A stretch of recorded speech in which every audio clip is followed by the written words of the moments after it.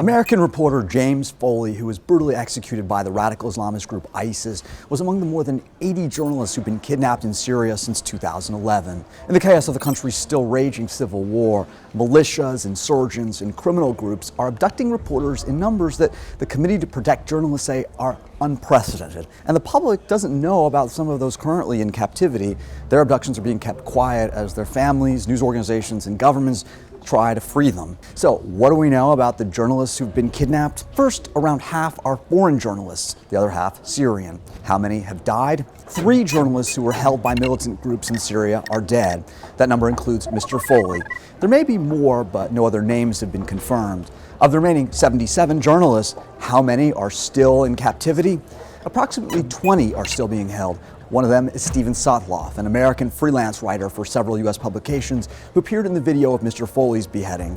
Mr. Sotloff's mother is appealing to the leader of ISIS to grant her son amnesty. I've always learned that you, the caliph, can grant amnesty.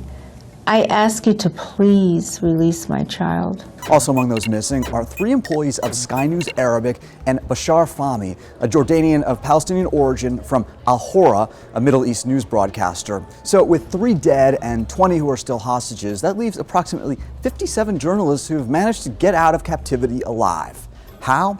Some have gotten lucky. In 2012, NBC News chief foreign correspondent Richard Engel and his team were released after a gun battle between their pro-regime captors and Syrian rebels. A few have escaped. American photojournalist Matthew Schreier, after spending 7 months as a hostage, snuck out of his cell. Fellow American hostage Peter Theo Curtis was liberated by his captors, the al-Qaeda-backed Al-Nusra Front, after Mr. Foley's execution. I have learned bit by bit that there have been literally hundreds of people working for my release.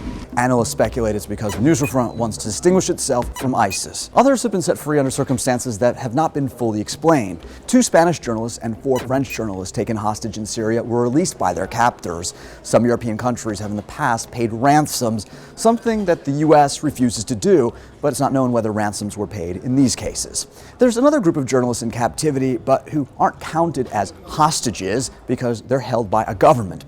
At least 12 journalists have been imprisoned by the regime of Syria's President Bashar al-Assad. One of them, according to the CPJ, is Austin Tice, a freelance photojournalist who contributed to the Washington Post and other news outlets. According to the CPJ, at least 3 of these prisoners have died while in regime captivity. In total, at least 70 journalists have been killed covering the Syrian conflict and counting.